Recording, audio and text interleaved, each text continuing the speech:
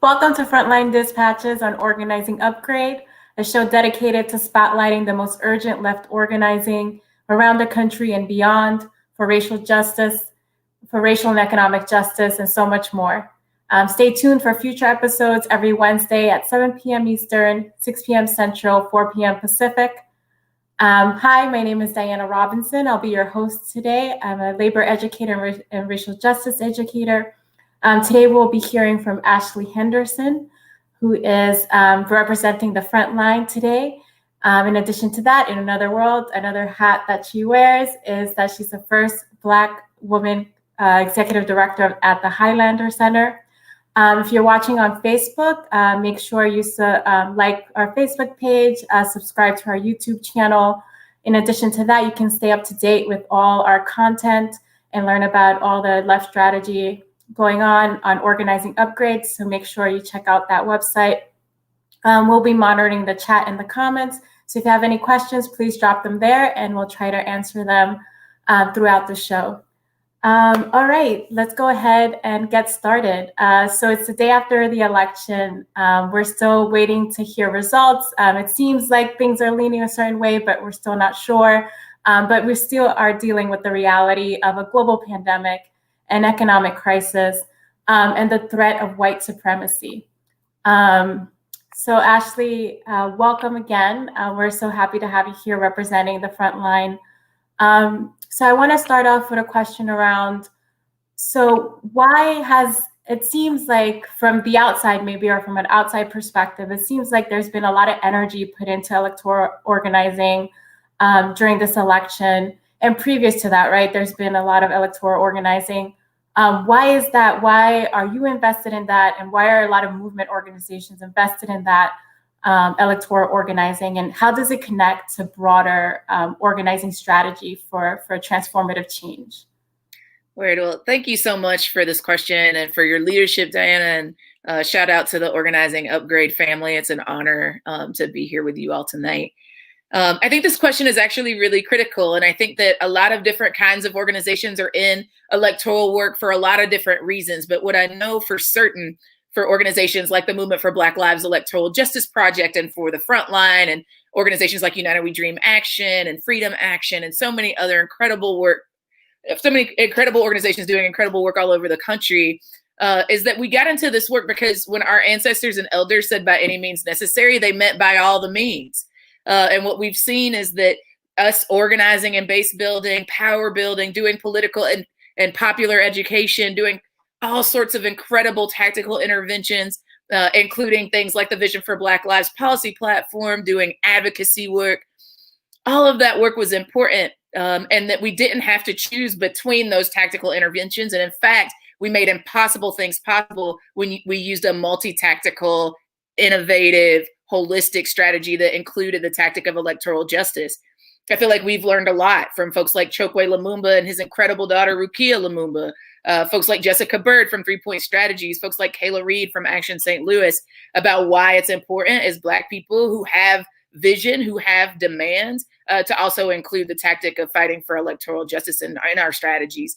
And I think what we've seen is that the protests this year, the 27 million people that mobilized under the banner of the Movement for Black Lives, under the demand of defunding police and investing those resources into community-led solutions like the Breathe Act, and other things like the Vision for Black Lives again, I think has been so critical to our understanding of what could be possible. And I think that if every vote gets counted, that every person who voted in this country actually gets their vote through, that what will become possible is a whole different sort of game plan around how we fight on the federal level. I don't think that what we're seeing is similarities in these candidates. I think there's absolutely a difference between a fascist, white supremacist, a white nationalist, an authoritarian figure, and a neoliberal. And I think that what we know in the Frontline is that either way, we're going to fight. We're committed to a long haul strategy, a 12-month campaign through the first 100 days to ensure that our people get everything that they can in this moment. And recognizing that even if Biden is to have a victory in the following days, that's just the next phase of our struggle. It's not the end of our work. Yeah, so in keeping in that theme around, like you mentioned, fascists and like kind of combating white supremacy and kind of these neo-Nazis. So there's been a lot of work around election defense. And so why is election defense important, and why is that needed? And just as a reminder to those folks joining us and viewing, you could drop your questions in the chat or comments, and we'll answer your questions as we go along. So yeah, so what is election defense? Why is it needed? Yeah, I mean, shout out to Nalini Stamp and the entire crew that started Election Defenders. That work has been incredible. We've trained election defenders all over the country, like in every state. We mobilized thousands of folks to watch and defend our folks' right to vote over the last, yesterday was the last day to vote. It wasn't the only. And so definitely had mobilized people and trained people during the early vote, and then dispatched thousands of election defenders across the country yesterday. And it was important to our work because, one, we thought that our people deserved an opportunity to go to the polls and not have to be looking over their shoulder the entire time. They deserved to have someone that was trained in de-escalation to be there. And when we talked about de-escalation, we didn't just mean like finger wagging at right-wingers. We also meant like creating an atmosphere of joyous intervention, right? That our people practicing democracy should actually be a thing that we celebrate, right? And to be honest, what we know for sure is that we have a critique of the system, right? Like long lines is not what democracy should look like. People waiting in lines for hours, getting to polling places that are not open because the machines don't work, et cetera, is not what democracy looks like. That's actually a failure of this structure. Which is working exactly as it was designed to keep Black people and other marginalized and targeted communities from being able to exercise their rights. However, in the system that does exist, we knew that we needed to mobilize as many people as we could to make sure that our folks could to exercise that right as much as possible for those of us that have the ability to vote. And we wanted to make sure that they could do it in safe and accessible and sometimes fun ways, right? So the intersection of our work was that we were doing election defenders work and that we had a program called Joy to the Polls. And Joy to the Polls was an incredible cultural act of love for our people, right? We saw people dancing in the lines. We saw people encouraging their family members, their neighbors, their community members to come out. And we saw record turnout in so many places where our people were. So why election defenders? It's because, quite frankly, the state has not made it accessible to our people. And they haven't made it possible that we can build a sort of cultural commitment to one another, that we will go and even in our disagreements, make sure that everybody gets their right to vote, to cast their vote, and that happens without incident. And so we saw people, like literally young people, generation, Z folks. And then we saw, folks, grandmamas literally out defending the polls. We saw folks like Black Men Build, shout out to Phil Agnew and Asa and Josh and that crew of Black and Montega, who rocks with Organizing Upgrade, who did incredible work to train up Black men of all ages, some of whom didn't even have the right to vote themselves, but wanted to make sure that our people, Black people in particular, were able to go and vote without incident. And so we've just seen across our ecosystem of forces, people come together to make sure that we did everything in our power to make sure that as many people as possible, recognizing that we have a flawed system that keeps far too many of our people disenfranchised, whether they're formerly or currently incarcerated or immigrant family members who don't have papers, that for as many people as we could get to the polls and we could have exercised their vote, could do that and do it with as little incident as possible. Was one of the primary obligations, I think, of our election defenders team, and they have done incredible work under extreme circumstances, a global pandemic, the threat of white supremacist violence, sometimes the actuality of white supremacist violence, and a state that was totally failing them in terms of investing and making sure that all of our people could be enfranchised and that their vote would get counted. Yeah. That's just hearing you speak about, I saw the videos, people dancing at the polls, the music at the polls, and it reminds me of when I used to visit my grandparents in Dominican Republic, and sometimes I'd be there during an election season, and how important it was to vote. Like my grandmother was in a wheelchair, but she was really adamant about going to vote, and your thumb would be marked, and that's how you would see that you voted. So I really appreciate that in terms of bringing joy to voting, the legitimacy of voting, and kind of how it's something prideful and something you should be happy about. So that's really great to hear, and kind of brings me a lot of hope. But it also, I'm thinking about the future, right? We know that the national election is important, but that it goes beyond that, right? There was so much other things that were happening, different ballot measures and things that were really important for moving things to the left, and also protecting workers, protecting Black and Brown communities. So what are some significant victories towards the goals of divestment from the police state and reinvestment in communities? Like, what have we seen in terms of gains in those areas? Yeah, I mean, to be honest, I think our people have shown up and shown out in so many ways, up and down the ballot, right? I think about the fact that the squad is returning to Congress. That is going to be good for progressive policies. I think about the fact that Cori Bush won her race, and I think that that shows that we can have folks like single moms, folks that are essential workers, folks that have been in the streets with us fighting police brutality, that they can run for office, and if we put our people power behind it, they can win, right? So shout out to the comrades in St. Louis and across the Midwest who are teaching us how to fight, right? I think we saw the Working Families Party come out in full steam, right, under the leadership of Maurice Mitchell, who was in the room when we started the movement for Black Lives, who was critical to the founding of the Rising Majority, and is now the leader of the Working Families Party. We saw in New York, these folks got not only got incredible turnout and got people to vote on the ballot, got the Working Families Party represented on the ballot.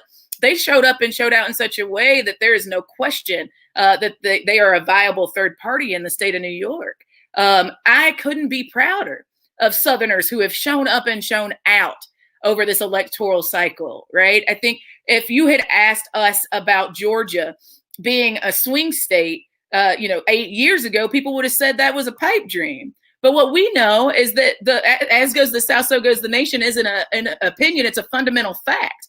And that if the parties, any party, would invest resources in the region, that we could be turning out results like we're seeing in Georgia right now, all across the region, right? And that the children of the Great Migration, as my dear beloved comrade Charlene Carruthers calls folks in the Midwest, same situation, right? From Wisconsin to Missouri, talking about our comrades in Michigan and all across the Midwest. The only progressive hubs in this context of the United States are not just the coastal elites. And in fact, the grassroots social justice movements that we've been building across this country are rooted in working class struggle, are rooted in an analysis that is anti-capitalist and in a Black queer feminist lens, is abolitionist. And I think that what we're seeing is that the people are behind us, Diana. Like, I think they really do believe in a better world. I think that people are going to see the results that continue to come in regards to the presidential election and be like, man, like millions of people still voted for Trump. And that's true. That's true. And I think that shows that not that we're losing, is that we're building power. And so is a right-wing, white nationalist populist movement that is trying to stop us with everything that they've got. And I think we have to make a decision about like what is required of us individually and collectively in our communities, what is required of us collectively in our organizations as a vehicle for social change, what is required of us to actually help people see a 21st century vision of what could be, and to actually develop the strategies that get the wins that help people see that that's actually possible. And I think that we are starting to do that in 2020, right? I think accumulation of work, and to be honest, in a really jacked up way, the cumulative Black death that we've seen in this country this year, and over the last 6 years, in terms of both specifically police violence against Black people and what we've seen in terms of the disproportionate impact of COVID-19 on Black communities, particularly Black rural folks. I think what we know is that in 2020, we showed that we could make impossible things possible, including making defund the police a popular demand of our people, because our people know better, right? They know that they deserve healthy, sustainable, and equitable communities. And I think this country is learning that as Black people win, as Black people are given the rights that we've always deserved, as we make that possible, that it actually benefits everybody else, right? I think folks are starting to see what collective liberation really means in practice. And so I feel like all of my comrades that are watching tonight that are frustrated, are disappointed, are anxious about what's coming next. I get that, and I feel that. I felt it all day. I went to sleep last night feeling it. But what I also feel is informed optimism. And I believe not only that hope is a discipline, but I believe that we actually are applying that discipline to building strategically and building infrastructure that is for the long haul, making short-term interventions that actually might change the game and make this impossible dream possible for us in 2021. Well, that informed optimism is spreading onto me. Just like what you described, I was feeling that way, like, hearing about, all these votes for Trump, which kind of also solidifies that like investment that a lot of white working class communities have in white supremacy, right? So what does that look like, that work forward? Like, how do we build working class solidarity? Like, and I know that's a big question, but what are your thoughts around that? No, I mean, I think it's a critical question. And I think these results, as we're seeing them come in, actually force those of us that identify as being on the left to ask ourselves some real questions. And I think that the first real question it requires me to ask of myself is, do I actually really want to build a working class left, right? Or do I only want to have conversations about what socialism or a world beyond capitalism can look like with other folks that have class ascended, right? Or other folks that are college educated, or other folks that talk about the theory a lot, but haven't figured out how to get regular ass people to see it as an implementable thing, right? I think we have to have a real conversation about who the left concedes, right? Because I think what's real is that working class people are not voting against their best interest, maybe practically, but that's not what they think they're doing, right? I know, because I know lots of people who, over the last 4 years have been like, yeah, Ash, like, I voted for Trump. I might have messed up. I'm really sorry about that. But what's real is that I felt like I belonged to something that was bigger than me, that was practically going to help me meet the needs of my family, right? And even though that president lied and literally didn't fulfill any of the promises that he made to working class people where I'm from, he pitched them a bag of goods that this was in their favor. And what's real is that the left didn't do the work to politically educate people, to meet them where they were at, but not to leave them where we found them, and to do it in a way that didn't judge them for what they didn't know in regards to academic speak around stuff that they actually live every day, right? So I think the first step towards building the kind of left that actually is rooted in a working class politic is to believe that working class people have the ability to understand the absurdity of capitalism and neoliberalism, right? And that if we actually do the organizing work that is necessary to build relationship with people, which I feel like is just an intimately, an innately Black way and Southern way of organizing, right? Is through relationship first. Actually caring about people before we're demanding people to be in total alignment with us just because we're smart people, right? If we actually committed to doing that base building relational work, I think we would actually see a lot of folks move towards us. And I don't just mean the electorate. I do think that there's lots of working class people that voted for Donald Trump and that voted for Joe Biden. And quite frankly, neither of them are saviors of our people, right?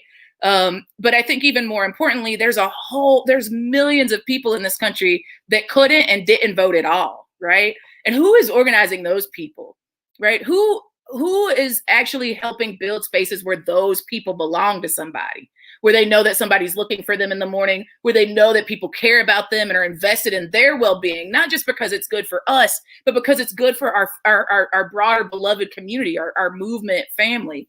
And I think that, like, if we actually prioritize being real, self-critical about who we build spaces for and who we don't, who we're leaving behind, even if it's unintentionally, and who we should make sure that if we're saying, if we are saying that what we want is a working class left, then it can't happen if we're not in relationship with working class people, and not just people who are, upper middle class or solidly middle class people that are salting, right? Or have made their home in the working class, but I mean, like, for real, of the earth kind of working class people.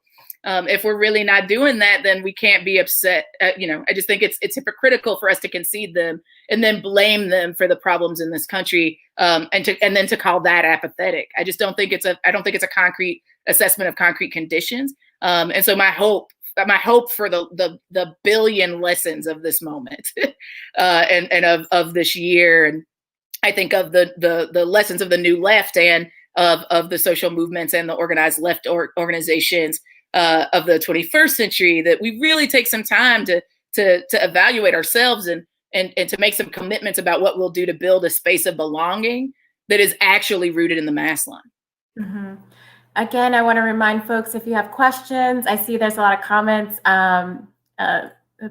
People are really enjoying the conversation, but if you have any questions, please post them in the chat and we'll try to get to them.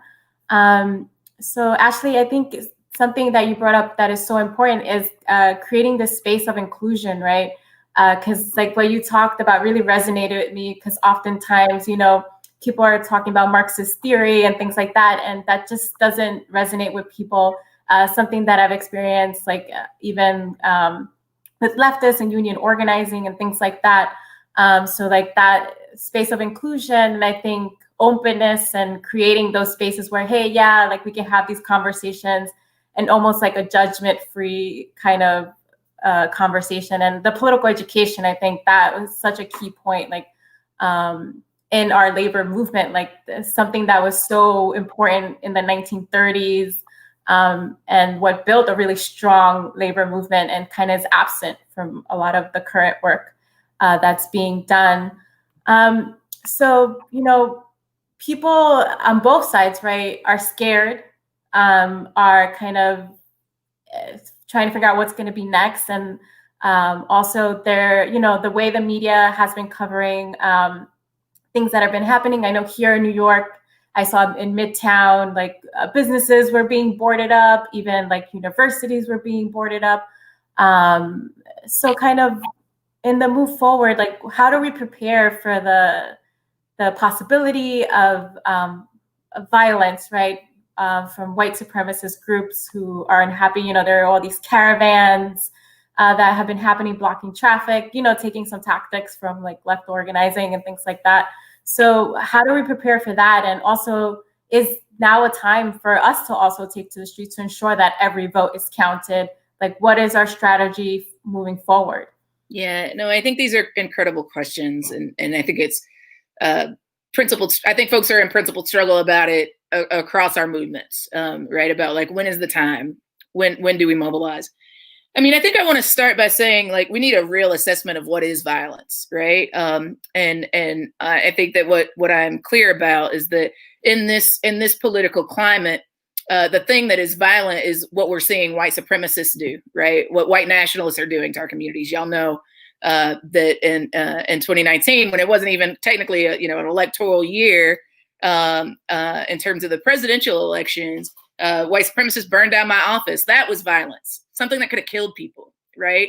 And probably intended to, right? But I would never put capital and the protection of capital over the lives of our people. And I think that far too often the conversation around violence devolves into good protester, bad protester foolishness, when actually what is violent is the state, right? What is violent is the fact that so many people's right to vote was stolen. That disenfranchisement is violence, right? And I think we have to be real about that. But I think more importantly, what we should recognize is that we have always, like, our relationship, again, our communal ways of being together is what's kept us safe, right? So what I would offer is that in this moment, what we should be doing is paying attention to what's happening. We should be calling for every vote to be counted, whether that's online, and making sure that our people are staying together, or staying calm and staying focused on and keeping our eyes on the prize, right? That what Trump and his ilk would love is for a violent confrontation between white nationalists and our people to happen. And so what we've been doing, again, is creating spaces where we're kicking it with our people, right? We're focused on what it is to build community power, not just what it looks like to be in a back and forth fight with white nationalists, right? We're trying to win by staying focused. And I think the way we stay focused right now is by focusing on making sure that every single vote gets counted. And what the Frontline is doing is making sure that we're prepared, and for the weekend of November 13th, to show up and show out with all of our movement partners. And so we will mobilize, absolutely. And what's real is we've been planning to mobilize regardless of who won since before Election Day. And it's a united front that's being led by the largest social movement in the United States. And so what it means when we say we're going to mobilize is that we've been thoughtful about it. We've considered what the risks are, right? We know that the more that there is escalation, that the disproportionate impact of violence on Black, Brown, and Indigenous people is going to be intentional by the state and by white supremacists and by law enforcement, the armed forces of the state. And so we've been intentional about scenario planning around that. And we are committed to making sure that when our people go into the streets, that we've got the resources available to them so that they can do it safely.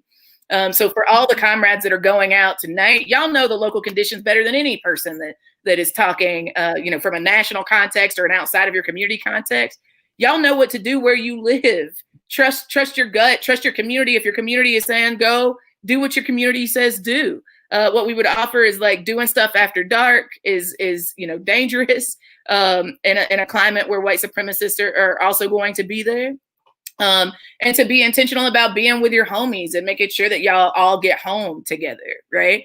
If you're going to mobilize, there's resources on the Movement for Black Lives website. All you have to do is click resources to be able to see some of the ways that we are helping to support our people stay COVID safe and stay safe in terms of white supremacist infiltration. And then the last thing that I would offer, though, is and if you so choose to not mobilize, there's so many other things that you could be doing in this moment, right? You could be supporting your ballot counters, right? You could be helping to amplify the narrative of getting every vote counted.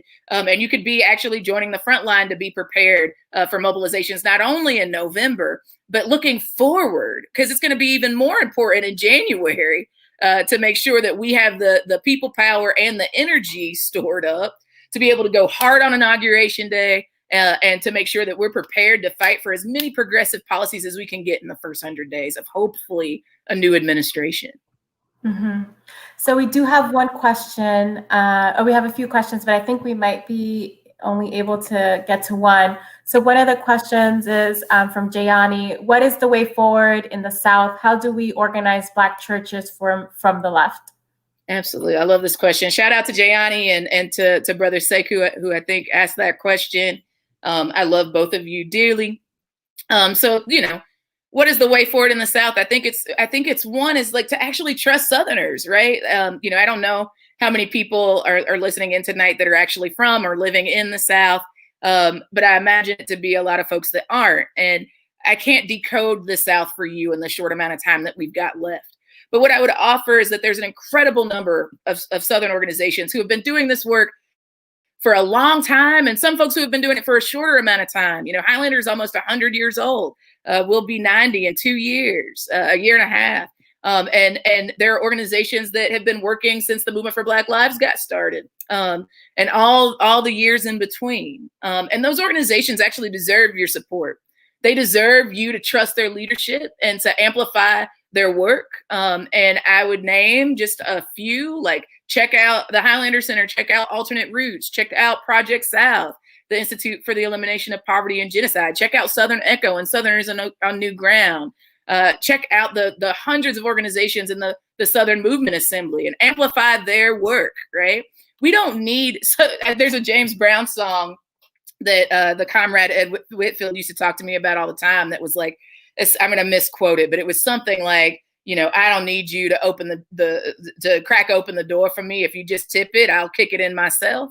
And I think that's the story of the South, right? Is that there are generations of us now who are reclaiming the radical legacy of the Southern freedom movement and not being told that the only story about our people is a story rooted in patriarchal violence, rooted in white supremacy, rooted in racialized capitalism. We are the children of Fannie Lou Hamer, right? We are the children of Septima Clark. We are the children of Ella Baker. We are the children of SNCC and COFA. We are the children of James Earl Chaney, right? We are the the children of Ann Braden and Miles Horton, the people who actually saved the soul of this country.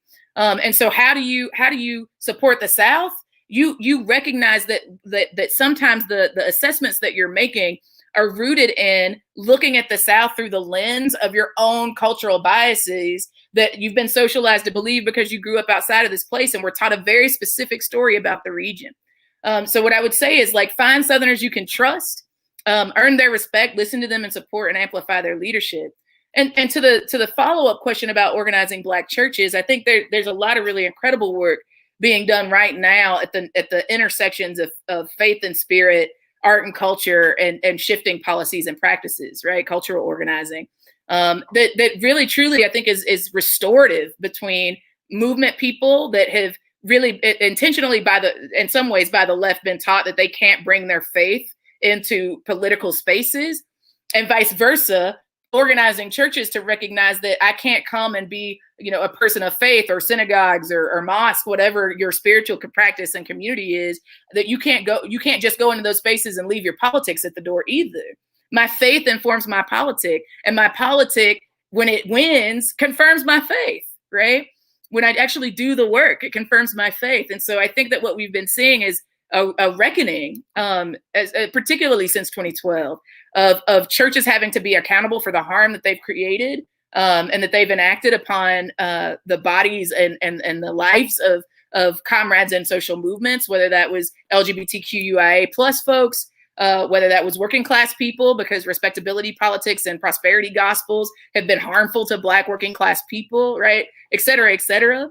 But also folks in social movements have had to have a reckoning and some self-criticism and accountability to what it's meant to totally dismiss the important role that particularly the Black church has played in Black communities and in the building and sustainability of social movements.